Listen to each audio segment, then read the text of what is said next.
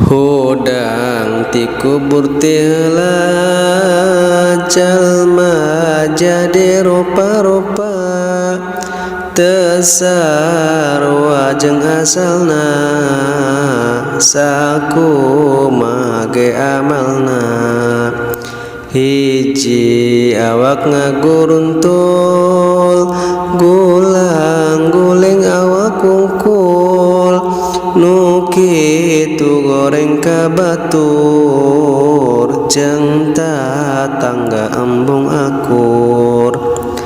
Ari anu kaduana jeung babi taya bedana kana salat lalawora ninggalkeun bari dihaja. Tilu nu beutengna kembung eusina seuneu hurung kana jagat eta embung akhirna bakal kaduhung. Ari anu kaopatna geuting ngosor ti bahamna anu kitu akibatna teu jujur dina dagangna. Ari anu kalimana awak kacida bauna nu maksiati di dunya cilaka di akhiratna.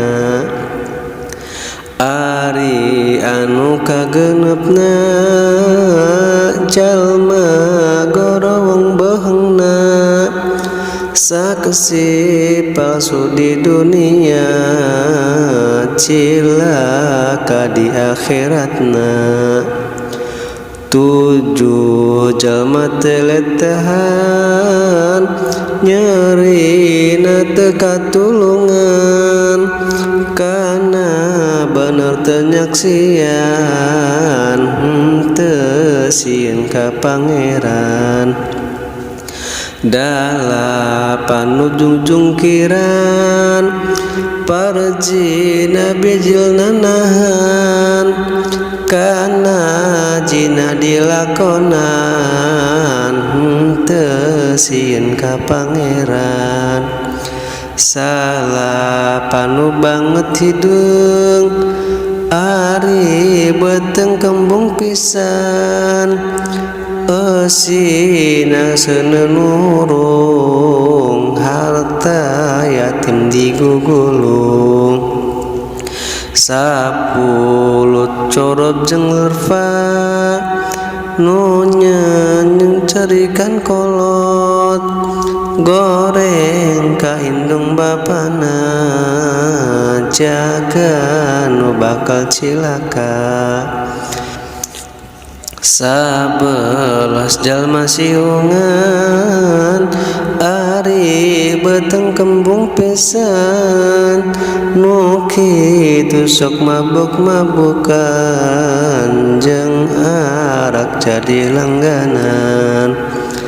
Ari kadua belasna cahya lelburan purnama nu soleh loba amalna bageut sae ahlakna.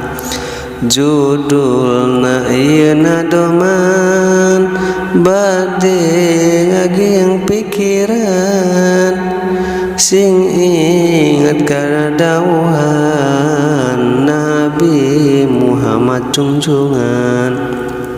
Kumaca ieu pepeling muga sing jadi pangenging du Gusti anu ngajaring sing wengina di api.